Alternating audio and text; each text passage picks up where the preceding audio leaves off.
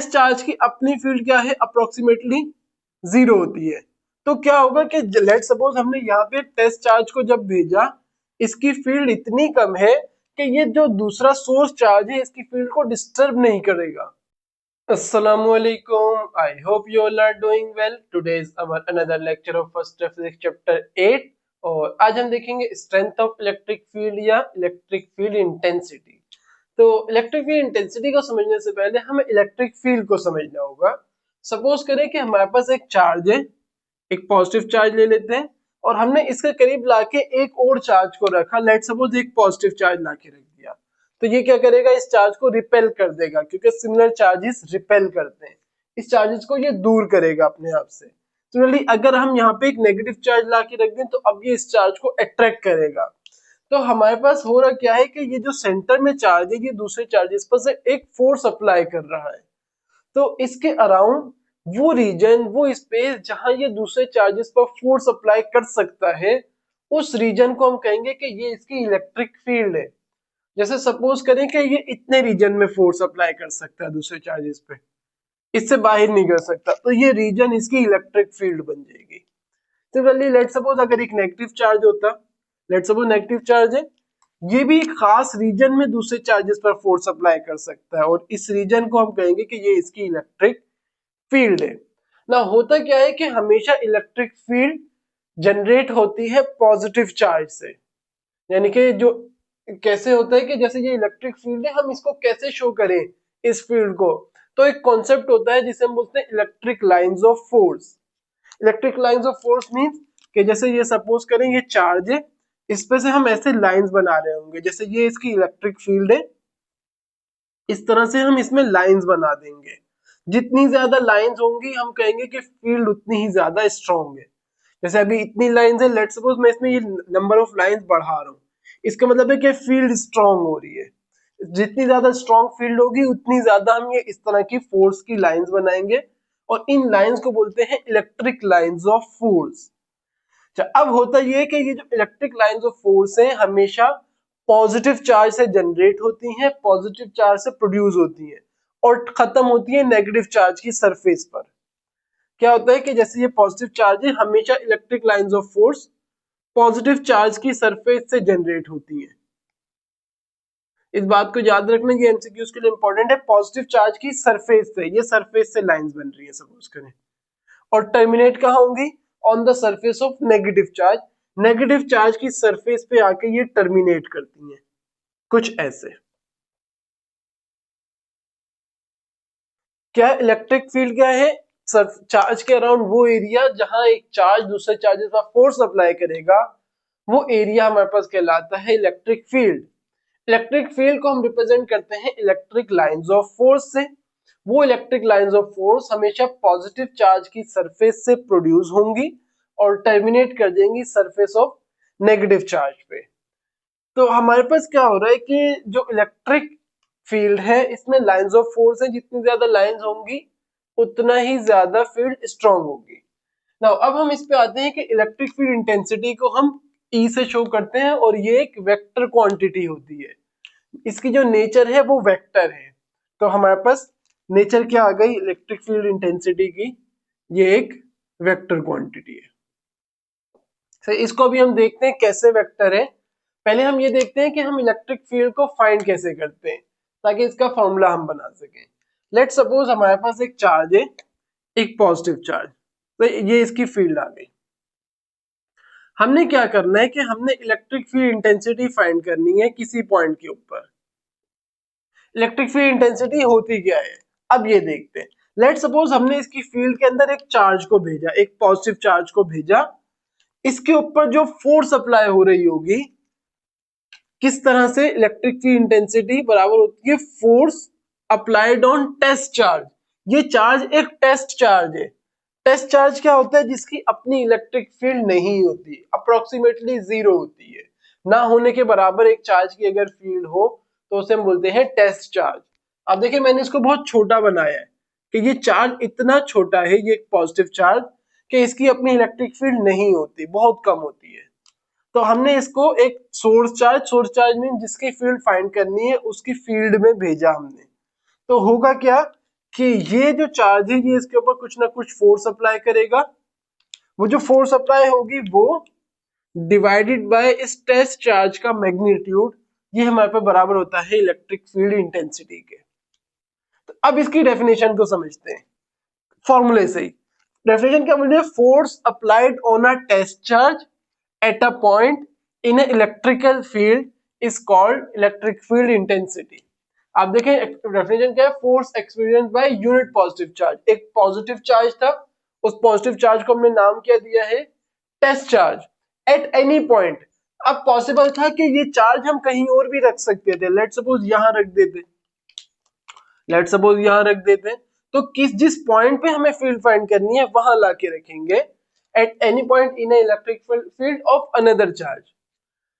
अब होता क्या है कि इलेक्ट्रिक फील्ड इंटेंसिटी की जो वैल्यू है वो डिफरेंट पॉइंट्स पर डिफरेंट होती है।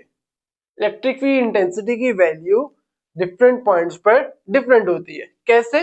मैंने अभी अभी आपको बताया था कि जितनी ज्यादा ये नंबर ऑफ लाइंस होंगी इलेक्ट्रिक फील्ड उतनी ही ज्यादा स्ट्रांग होगी। नाउ अगर मैं यहाँ पे एक बार फिर से इस तरह की डायग्राम बनाता हूँ, लेट सपोज ये पॉजिटिव चार्ज और ये इसकी फील्ड आ गई। इसमें मैं फील्ड में अगर नंबर ऑफ लाइंस बनाता हूँ, इलेक्ट्रिक लाइंस ऑफ फोर्स कुछ ऐसे होंगी, जितनी ज्यादा लाइंस क्राउडेड होंगी इसका मतलब इलेक्ट्रिक फील्ड उतनी ही ज्यादा स्ट्रांग होगी।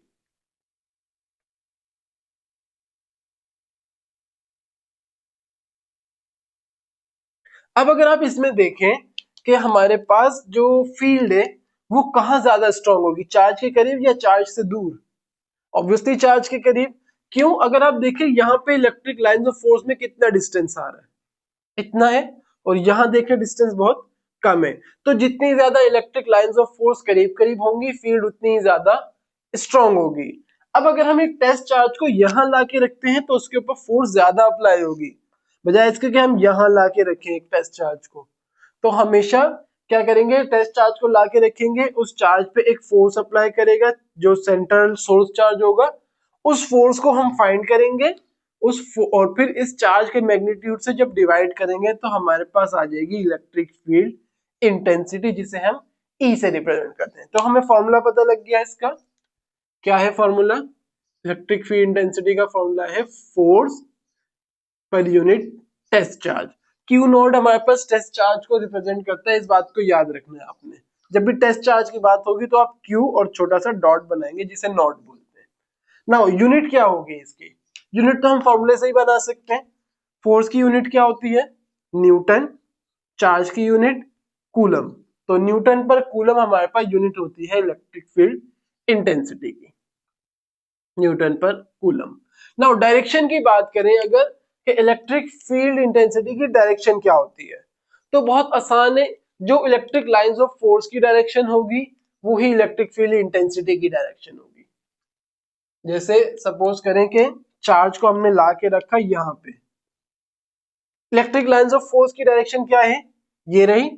वही सेम डायरेक्शन होगी इलेक्ट्रिक फील्ड इंटेंसिटी की, यही डायरेक्शन होगी इलेक्ट्रिक फील्ड इंटेंसिटी की। क्यों होगी? अगर आप देखें यहाँ पे इलेक्ट्रिक इंटेंसिटी डायरेक्टली फोर्स के प्रोपोर्शनल है और यहाँ पे कोई और वेक्टर नहीं आ रहा, तो जो फोर्स की डायरेक्शन वही इलेक्ट्रिक फील्ड इंटेंसिटी की डायरेक्शन। लेट सपोज मैं आपको कहता हूं कि हमने चार्ज को यहां ला के रखा है, अब इलेक्ट्रिक फील्ड इंटेंसिटी की डायरेक्शन क्या होगी? अब इलेक्ट्रिक इंटेंसिटी की डायरेक्शन कुछ ऐसे होगी। तो ये हमारे पास डायरेक्शन निकालने का भी तरीका आ गया। डायरेक्शन क्या होगी? जो इलेक्ट्रिक लाइंस ऑफ फोर्स की डायरेक्शन होगी वही इलेक्ट्रिक फील्ड इंटेंसिटी की डायरेक्शन होगी। तो यहां हम लिख देते हैं सिमिलर टू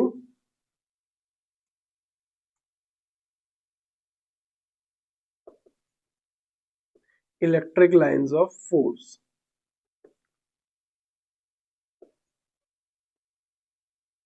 यहां आपको एक चीज और समझनी होगी, देन हम लास्ट में डायमेंशन पे आते हैं कि मैंने कहा था कि हमेशा electric lines of force positive charge की सरफेस से जनरेट होंगी और टर्मिनेट करेंगी नेगेटिव चार्ज की सरफेस पे।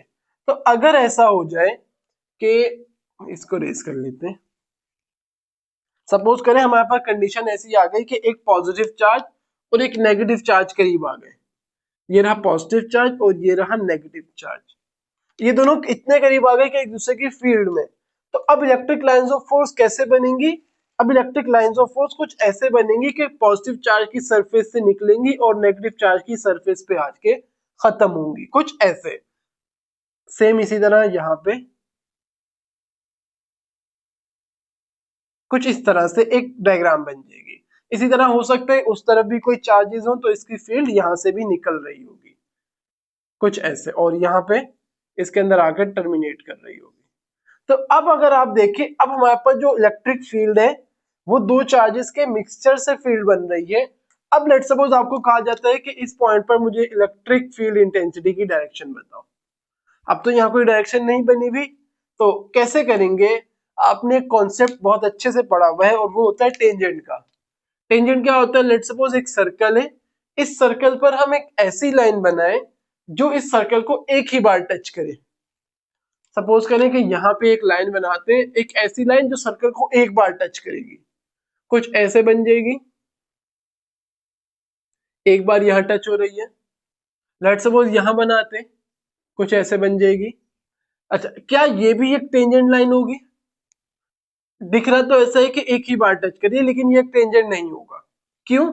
इस लाइन को अगर मैं एक्सटेंड करूं तो ये सर्कल को दोबारा टच कर जाएगी, तो ये एक टेंजेंट नहीं है। हाँ, लेकिन आप इन लाइंस को जितना मर्जी एक्सटेंड करें दोबारा टच नहीं होगी। तो हम क्या करेंगे, इस टेंजेंट वाले कॉन्सेप्ट को लेंगे, यहाँ जिस कर्व के ऊपर जिस पॉइंट पे हमें बोला गया है फील्ड की डायरेक्शन का, उधर हम एक टेंजेंट ड्रॉ करेंगे। और वो टेंजेंट किस डायरेक्शन में होगा? जिस डायरेक्शन में फील्ड जा रही है। फील्ड कैसे जा रही है? कुछ ऐसे। तो हम उस टेंजेंट को भी ऐसे ही ड्रॉ करेंगे। ये हमारी डायरेक्शन हो जाएगी इलेक्ट्रिक फील्ड इंटेंसिटी की। सिमिलरली आपको कहा जाता है कि यहां पे मुझे बताओ डायरेक्शन। अब कैसे करेंगे?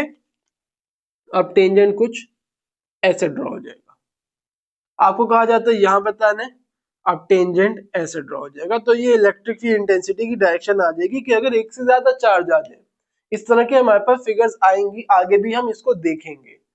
तो हमारे पास डायरेक्शन वैसे क्या होगी? Similar to electric lines of force होती है।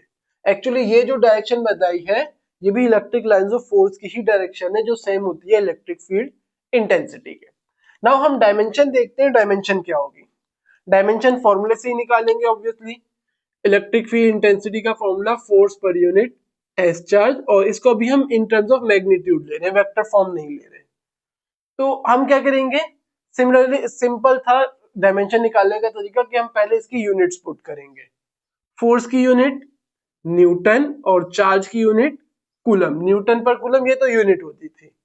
अब अगर आप देखें कि हमारे पास जो फंडामेंटल क्वांटिटीज होती थी, जिसमें मास, लेंथ, टेम्परेचर और ये सब आते थे, उसमें कहीं पर भी न्यूटन भी नहीं होता था और ना फिर तो कूलम होता था। इसका मतलब ये फंडामेंटल यूनिट्स नहीं है, बल्कि ये डिराइव्ड यूनिट्स हैं।